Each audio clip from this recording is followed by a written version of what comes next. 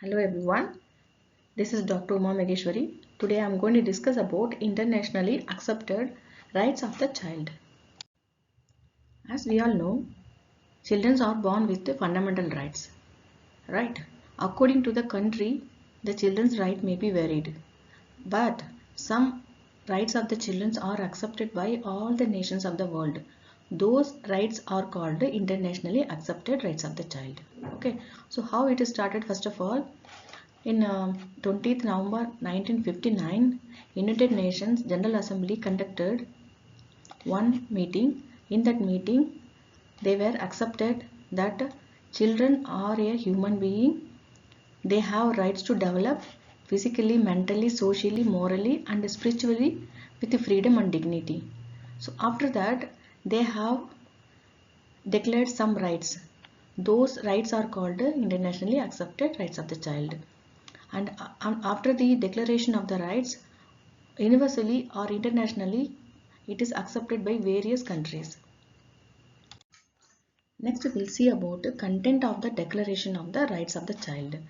Basically, it is having 10 points. It means the children are having 10 rights. So those rights we'll see one by one. The right to equality without discrimination on account of race, religion or national origin. It means adult or any person has to treat the child without discriminating on the account of race, religion, national origin. It means discrimination in the sense differentiation. So we should not treat or we should not face the child according to their race, religion or national. We have to treat the children without having any discrimination. Next right is that they are having right to develop physically, mentally and socially with freedom and dignity.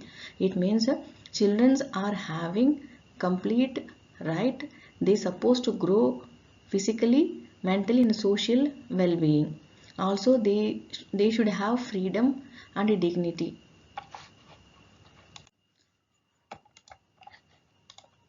Third right is to have a name and a nationality. Even one day newborn baby also should have particular name and nationality. This is what this third right. Fourth right is the to have adequate nutrition, housing, recreation and medical services. This has to be fulfilled by either parents and society. So our children should have complete nutrition, they should have proper housing facility, also they need recreation that should be provided by the society or parents. Medical services should be opt. The fifth right is the to receive special education and treatment if the child is physically or mentally handicapped. Suppose the special children, we call special children, they need special education, then they can grow up in the society having good mental and physical condition. Next, the right to get understanding, love, security by parent society. Of course, it's the parents works or society works that they have to make the children to understand all the concept which is needed to stay in this society, and they need love and affection. They also need security from the parents and society. Seventh right is to receive education and develop his her abilities. It means education is the fundamental rights of the child.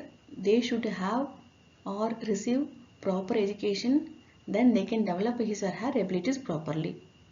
And the next one is the right to be the first to receive relief or protection in all circumstances and disaster. Disaster like a flood, tsunami happens or whatever disaster happens, children are having right to be protected first, comparing than anyone else. They are supposed to get treatment first. This is what this eighth right says. And the ninth is the right to be protected against all forms of neglect, cruelty and exploitation. This is nothing but we should not, adults should not neglect the child in any case. If they want to talk, of course parent has to give time for them, and they whatever things they needed, this is a parent's duty or society duty to provide. So this is what neglect should be avoided. And cruelty, like for example injury, making them to beg, so this kind of things should be avoided. And exploitation in the sense in the situation the child doesn't want but some other people are making the do. That kind of situation should be avoided. The last one, the 10th right, it is a right to be brought up in a spirit of friendship among peoples and universal brotherhood. This is nothing but social lesson. We have to give chance for the child to become socialized with all people to understand the universal brotherhood. Okay, this slide shows the what are the rights of Indian children are having. Okay, so basically same only, but this comes under some kind of categories. So how it started actually, in 1989, United Nations revised the all 10 rights. Afterwards, it was accepted in India in 1992. So what are they? First of all, right to survival. So child has the right to get basic needs like health, nutrition, shelter and name and nationality. Right to development, it means the child has right to get parents' love, education, play activities, even leisure time and special services if handicapped. Fourth one is the right to protection. The child has right to get protection from disaster, exploitation, neglect and discrimination. I explained about disaster, exploitation, neglect and discrimination in previous slide. So they have rights to protect against these things. Then fourth one is the right to participation. This is about socialization. It means that the children are having to get chance to know all the things which is it is happening in the community and nations. They have right to develop friendship according to their level. That's all about rights of the child. Thank you so much for listening me patiently. Thank you.